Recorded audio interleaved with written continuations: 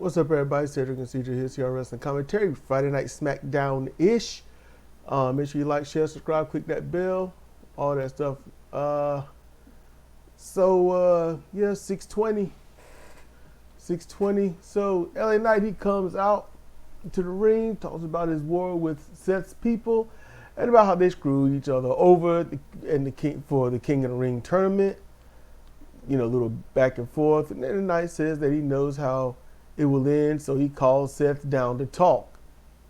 Like, come down, let's talk. And I'm like, it didn't sound like quotes. Nope. And I'm like, come on, dude.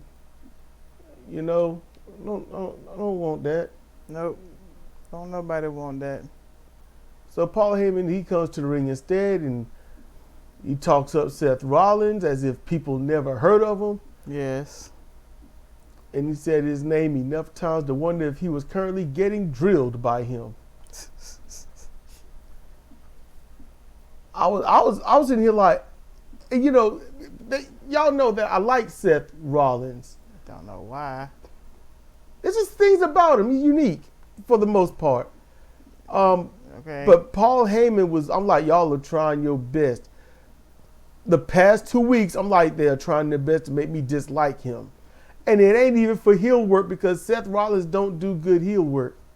No one does anymore. But so what good work does he do? There you go. I'm like, I'm trying to like him as just, okay, so when, you know, you see wrestling, if you want to see someone get their ass whooped, they're doing the right thing. And then you have to acknowledge, okay, they got me. Good. I'm enjoying this. I clearly like that person because if you don't like someone, you don't want to see that someone. And then after that, you just got number baby faces. So let me very quickly say that Seth Rollins is in the solo zone. Do you know what the solo zone is? Solo zone is where everyone enjoys your faction members more than they enjoy the leader. Yep. But what he has that his faction members don't, catchphrase.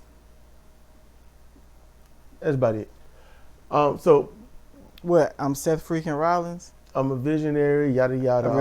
A visionary, revolutionary, and airy. Yeah, okay. I can't, since we all know what pro wrestling is, I'm like, you are exactly what they tell you to be.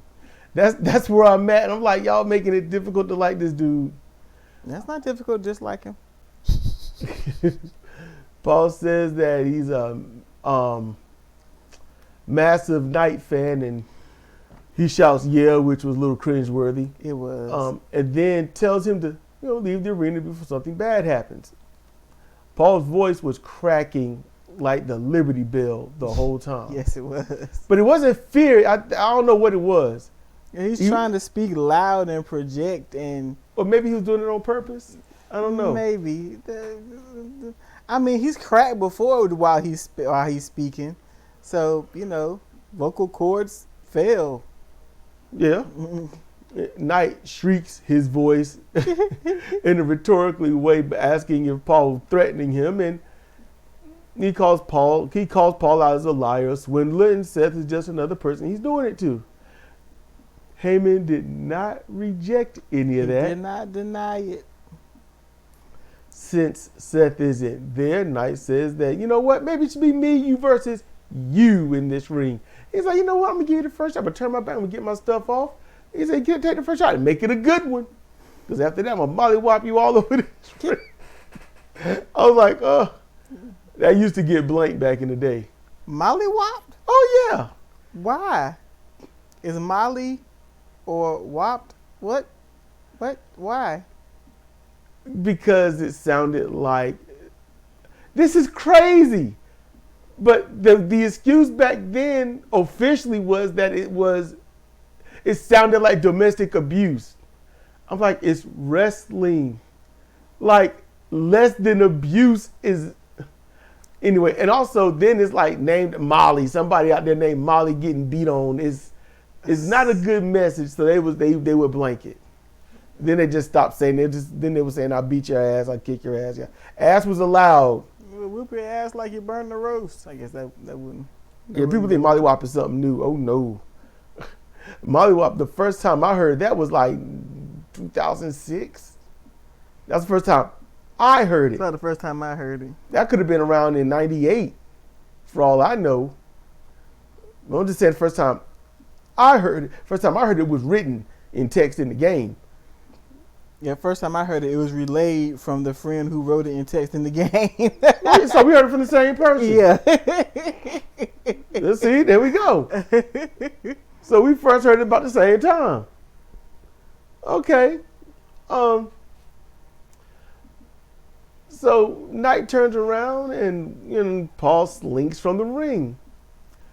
Paul's like, there are ropes, and I can get up under the bottom one. I don't know why you other wrestlers don't realize you can do that. So Paul reminds him of the threat, and he's like, that wasn't a prediction. That was a spoiler. Tosses the mic, and then Reed Breaker come out, and sound like a new wrestler. I know, that's why I had to write it like that. Reed Breaker. That sounds, I was like, it's not too bad. Or Heyman would say, not too bad.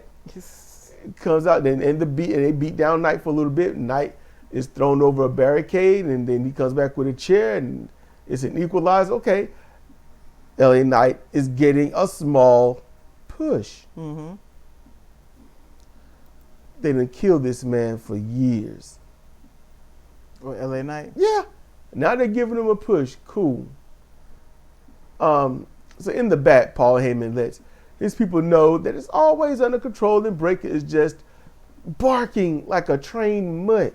Yes. And mutt is not derogatory, because mutts are mixed breeds, and mixed breeds are highly intelligent. Very intelligent. Yep. It's the inbreds that ain't so smart.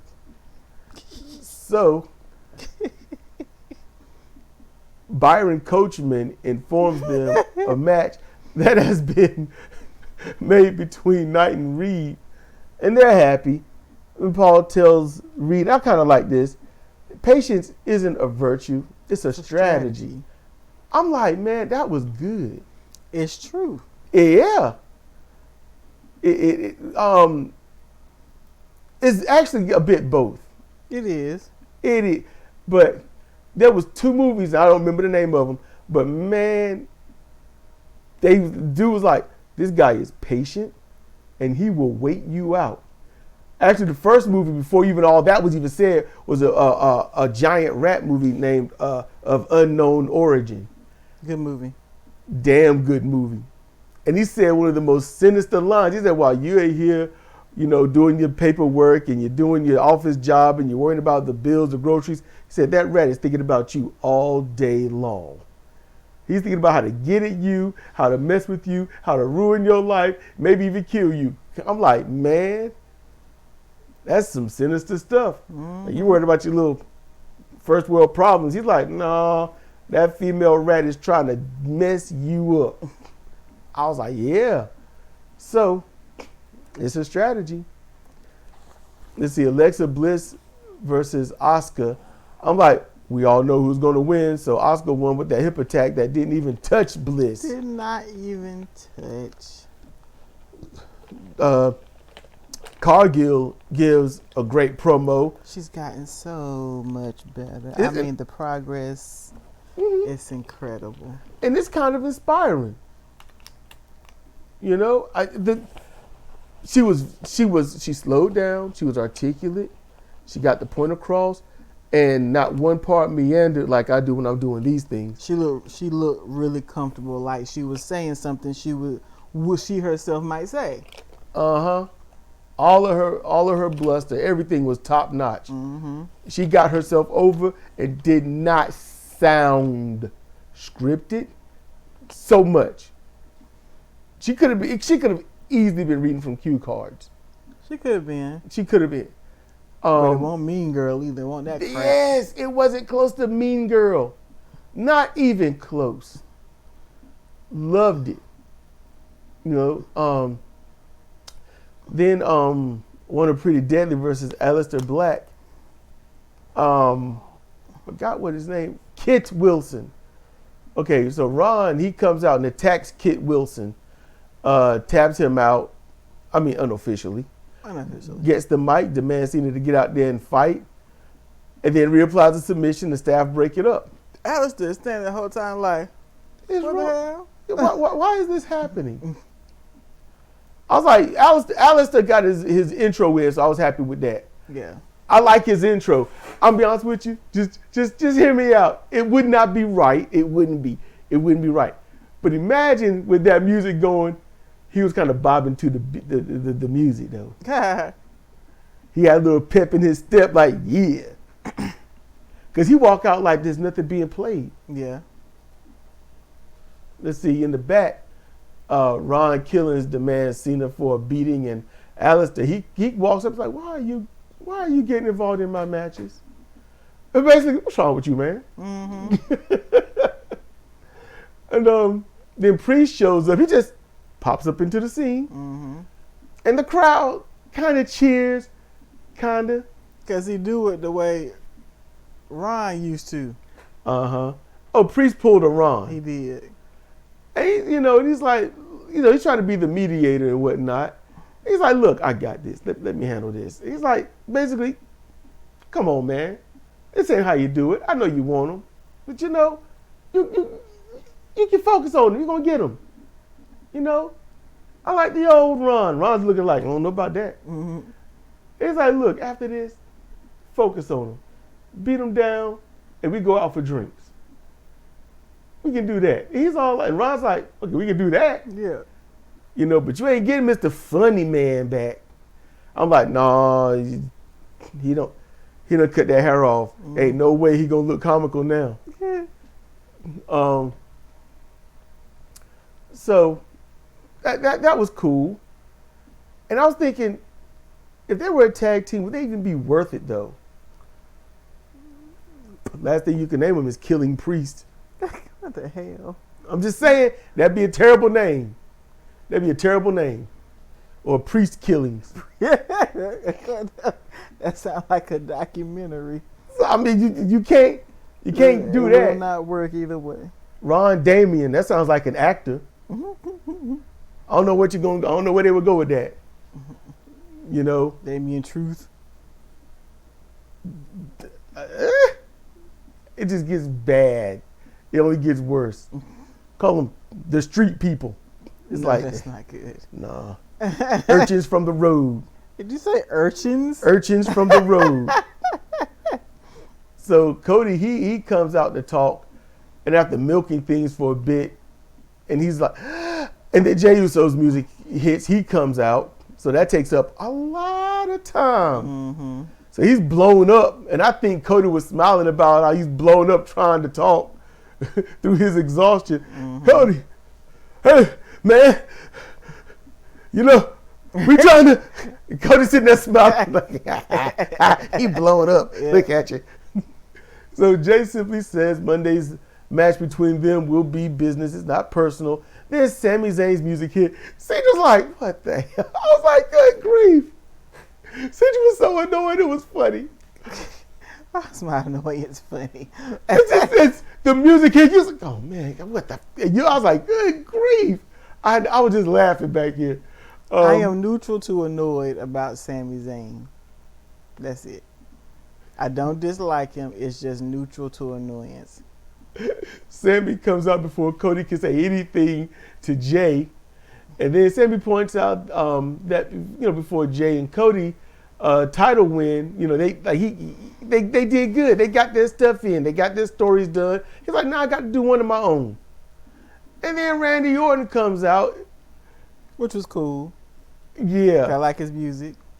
You did not. No, you know what, y'all? I'm exposed to business. What? This woman didn't care about Randy Orton's music until we started picking on it.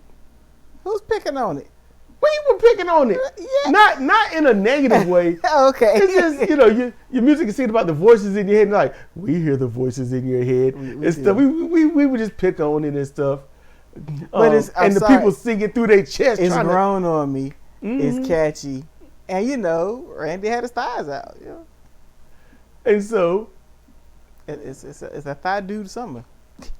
He tells Sammy he will be champion one day, but not at SummerSlam because tonight he's going to lose to the Ace Crusher. That's not what he said. What? Randy goes through his whole spiel. I just shortened it down to that. You threw me for a second. I'm like, the what? He didn't say that. The move was innovated by Johnny Ace. Yes. And then Ace Crusher 2, which is the guillotine Ace Crusher, Johnny Ace. Diamond Dallas Page is the one that called it the Diamond Cutter. And others in Japan are like Koji Kanemoto and Satoshi Kojima. They would call it the Diamond Cutter. Kanemoto used it only a couple of times. And then it comes here, it stays here with Page. There's a lot of pages in wrestling. Mm-hmm. And then they call it the Cutter. And then you get the aided version of it. They call it the 3D. And then you get Orton calling it the RKO after his initials. And it's an Ace Crusher. It's one of the most bastardized moves in wrestling. Yeah, one of. I was very specific with that. One of. The other is the super kick that we call now the foot jab. I was going to say the Canadian Destroyer, but yeah. Destroyer is not as bad. The only reason is because only a handful of people do it that you see on TV, that is. Being very specific, that you see on TV, and it's a transitional move anyway at that point. But if you saw all of wrestling, then it's probably the top one. But we can't see all of wrestling. We only see the three things. So Sammy versus Randy. Randy wins as he said he would. And I was like, this did nothing for Sammy, and it was a competitive squash match with Sammy, for me, showing nothing on trying to win. Yeah, that's about how I felt about it. It was just... And look, keep it... Now, and I had to put this because I was like, I'm going to forget this. So I had to write it down. And I was like, keep in mind, it's not trying to win if you only try to pin with moves that has never gained a win. Yeah. He hit the Blue Thunder Bomb. You mean that thing that's never got a win, period, for him. Ever. Him hitting the Blue Thunder Bomb is like Nia Jax hitting the body slam. It did nothing. Yeah. Oh, speaking of, Nia comes out and talks only to get justly wutted by the fans. And then Tiffany comes out and she's dressed for a romp in the bedroom. She's giving come on, we get up under the sheets. I'm trying to do that little that live sex show that Lita and Edge was attempting to quote unquote do. That was. I don't think I wanted anyone to just vanish in the thin air more than I did right then. Tiffany made a match for a last woman standing match between her and Nia, and then she got beat down by Nia. I was like, well, that didn't look great. No. You issued the challenge and now you left laying in the ring. Last woman standing, really? Really? If you can't answer the bell if you can't answer a 10 count, you lose. You got to be on your feet, unassisted by the ropes, via the count of 10. Remember, y'all, that's the original rule. On your feet and standing, unassisted. All right, y'all remember that, because they're going to be getting up on 9 and 10 on them ropes. They're going to be doing it.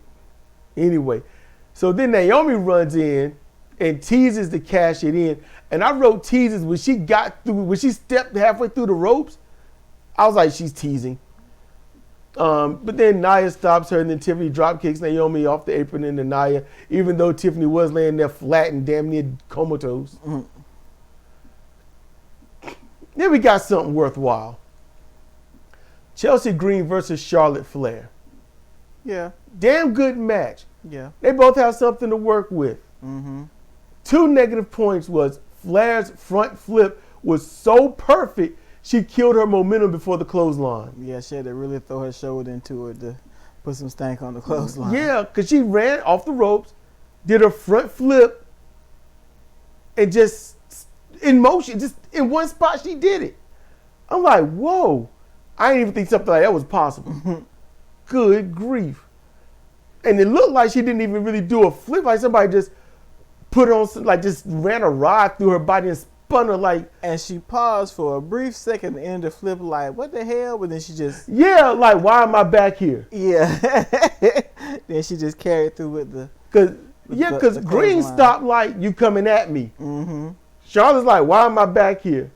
Maybe Green was supposed to keep running. Maybe. Because if you see somebody flip, you see a foot coming over axe kick style. It'll slow you down. Yeah, give you a little pause for a second. Maybe that's what happened.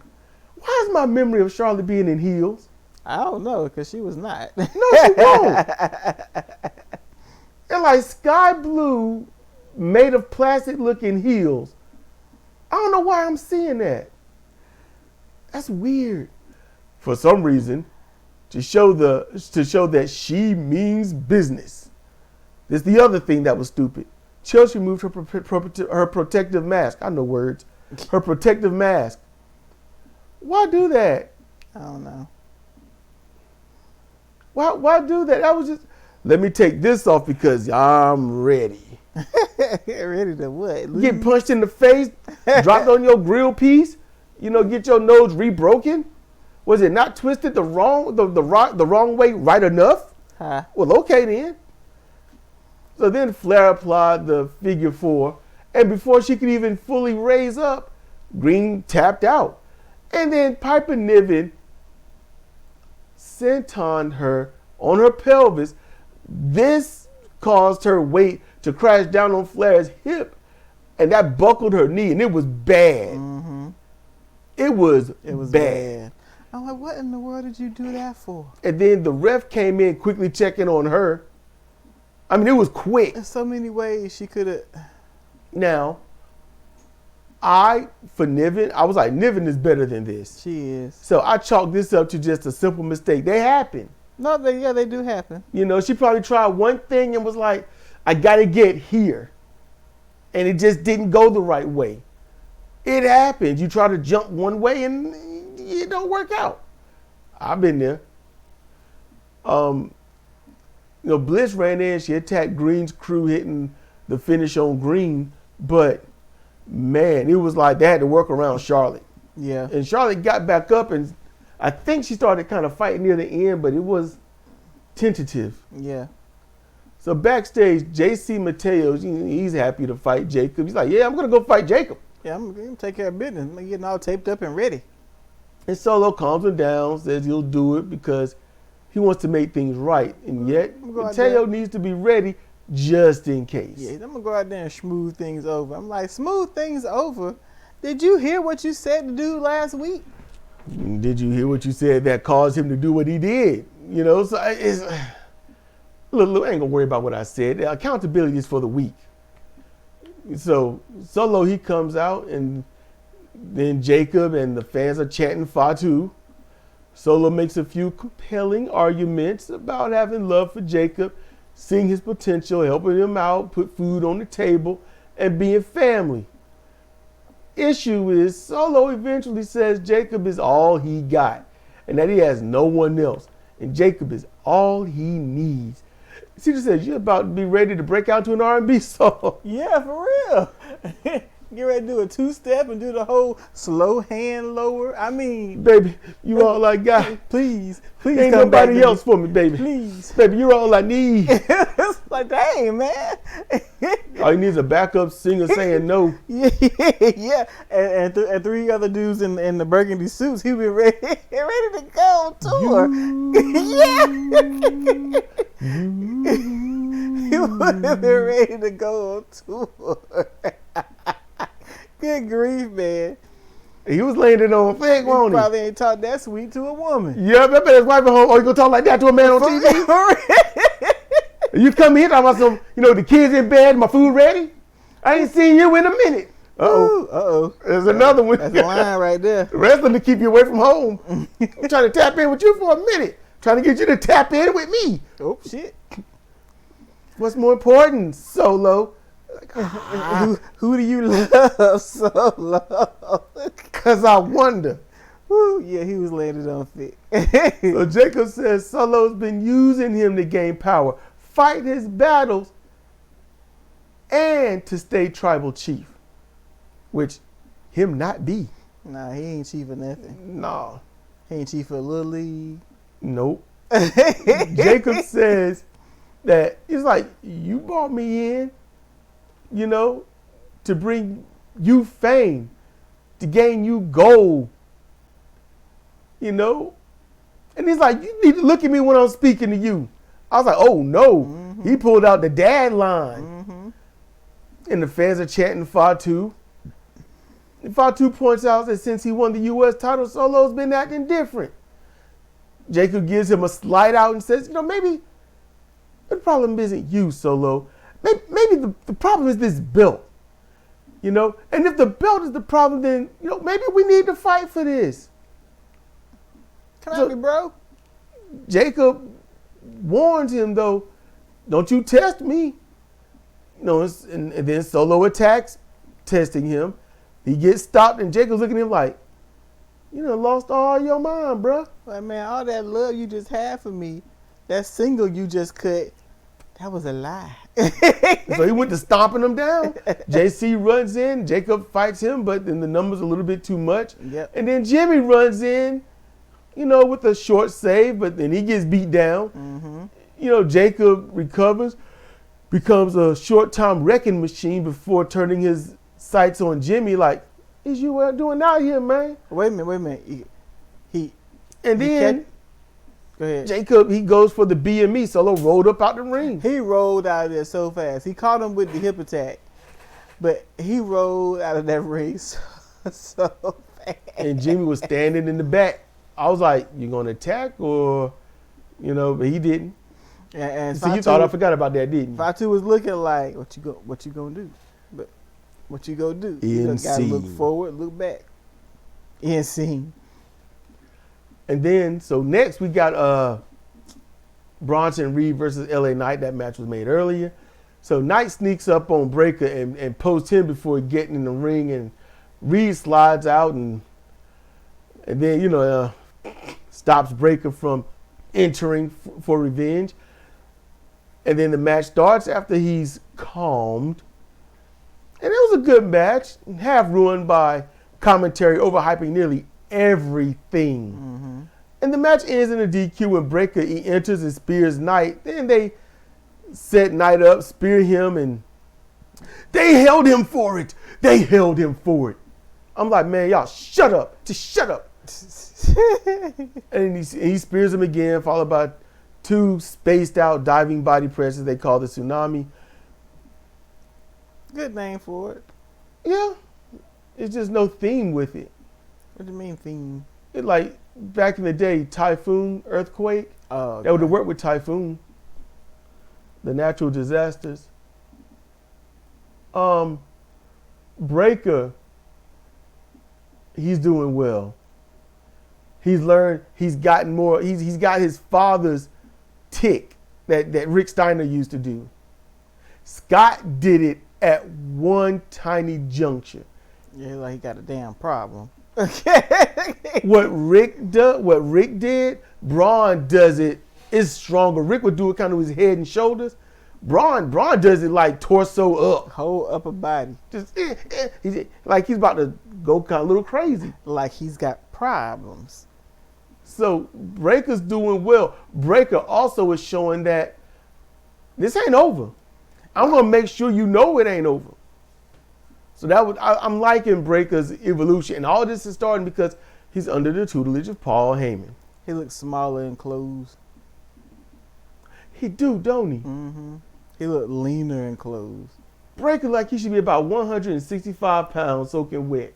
Problem is though, he's got on black. And yeah, you know black and he come up out the clothes. They're like, oh, where did 240 pounder come from? You could say Breaker might be closer to 300. You could. He ain't. But you could. The only ones I've seen getting any benefit out of this whole union are Bronson and Breaker. Yeah. which is fine with me. You know, them operating with Paul Heyman like they did, it was great. Honestly, they make a damn good tag team. It was great. Because we didn't have any bullshit talking. Talking leading to nothing. They ain't got to talk. You know why they ain't got to talk? Because they act. It's like you don't want to see them talk. Or you don't want to hear them talk. You want to see what they're going to do in that ring. They act. Whereas Seth Rollins, oh yeah, I'm ready. Take off my clothes. Get in the ring. I'm leaving. Yep. What? What? At least you could have gone to full-grown toddler tantrum mode. At least you would have done something with all that. The Attitude Era wants their script back. Oh my goodness. So Jacob announces he's talked to Aldis, and it's going to be Jacob versus Solo for the U.S. belt. So he's happy. And I was like, camera, you ain't got to stay on him for so long. Mm-hmm. You ain't got to stay on him for so long. It starts to get, after 1.5 seconds, it starts to get weird. We've been alive too long. It's starting to get weird. It's me, Mr. Meeseeks. So, Ron the Truth Killings versus John Cena. Transitional match. It's a transitional match. It was terrible. And I noted, this is before they got started, Ron was coming out. I said the way this match goes will show how WWE views Ron Killings. And they called him, R-Truth. Cena comes out, and then he does his spiel. Because I was like, well, they called him just John Cena and get the match started. He was like, nah, get up here and you say it right. Mm-hmm. I don't know why this man hadn't learned yet. Because it's a shtick. It went from, like you messing up to now it's just what you do. Like they hold the ropes open for a flare, that kind of thing. Yeah, it just looked like you don't know how to learn. You don't know how to save yourself any time. Alicia on Raw, she get it right. I'm just saying, It's funny. She starts her announcing, and there are little points where Cena look at her, and it's almost a smile like, yeah. She's like, you know what? I just spent hours doing my hair. I don't have time to be going over those stuff. Just get it right the first time. My arms are tired from this I was hair. going to say my arms are tired. I don't want to hold the mic that long. Say it one time and move on. Yes. So Ron wants respect on his name, but they refuse to use it. Then again, the announcer didn't do the job for Cena this week. So, okay. Cena points to the announcer, and he do his spiel. Ron started with his ground and pound and threw himself off Cena. Mm-hmm. Ron punched Cena and shook his hand out and was comforting it. I thought that was really good. Mm-hmm. Still, the opening saw Ron doing Cena's moves, which allowed Cena to, as before, take control. Uh-huh. So Ron makes a small comeback. Cena tries to leave with his belt, and then Ron chases him down the aisle and gets hit by the belt. It's a DQ. CM Punk music hit, and Cena beats him down before Punk makes his small comeback. Mm-hmm. And he plans to hit Cena with the belt, takes a low blow kick. Cena hits Punk with the belt instead. Cena gets the Slim Jim table because that's strongest. I wrote that being a jerk. I had no idea. I wrote that being a jerk, that he got the Slim Jim table just because that table is the strongest. Cena sets the table up in the ring, his Punk with the belt one more time, and then he put Cena through the table with his finish. And, Punk through the table, my bad. Mm-hmm. Cena put Punk through the table with his finish, and Punk stayed there. He stayed there grimacing and kind of moving a little bit like he put him through cast iron steel. Somebody get this man a pillow or splash his face with water. He go get one of the ammonia tablets because he need to wake up. Get him something. Good grief. And so the mic fades in and out a little bit, and Cena points out that someone is afraid that he's going to say something. So Cena says, and I didn't write everything down, but it was a good segment, and I'm not sure what they accomplished. I'm not sure, because the heel has a job the heel is supposed to fail at, and that's turning the fans in their favor. But so Cena says that he likes Punk more than anyone else that he shared the locker room with, and that got a reaction. Punk says, Cena says Punk was the biggest bullshitter that he's ever known. Did they blank that? They did not blank bullshitter. He comically points out that he said a curse word. Like, I said a curse word. You know, it's, oh my goodness, it's all crazy now. Hey, look, I'm breaking the fourth wall, calling the camera person over. Cena talks about the people Punk screwed over, calling just a couple, Claudio Castagnoli, not Cesario or whatever his name was. He called him Claudio Castagnoli. He called out and he pointed out Matt Cardona. Nick Nemeth. Yeah, Nick Nemeth. Wow, yeah. So, you know, I was trying to write the names down, but I was also trying to keep up with him without having to pause it. Yeah. And he got reactions from the fan on that. You know, he called Punk not a voice for the voiceless because he's a millionaire. It's like basically, in short, he called him a company man. And I'm like, you know, you got a point. And the fans start chanting Cena. Cena says, see, they know it. And I'm like, something has happened. Yeah.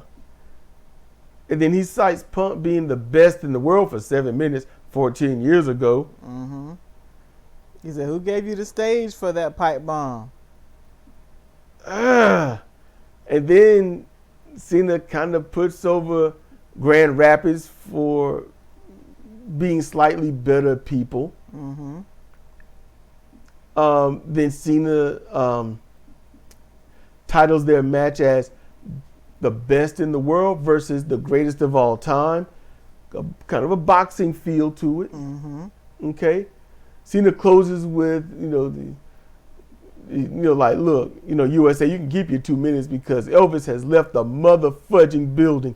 And everyone gasped and held their breath all at the same time. Like, he said not in. Yeah. And then he thanks Punk for letting him steal his promo. It's like, thanks for letting me steal your promo. And then he left. He walked down the aisle. And then when the right time his music hit, he turned around to the fans and put the belt up, and they cheered. Yeah.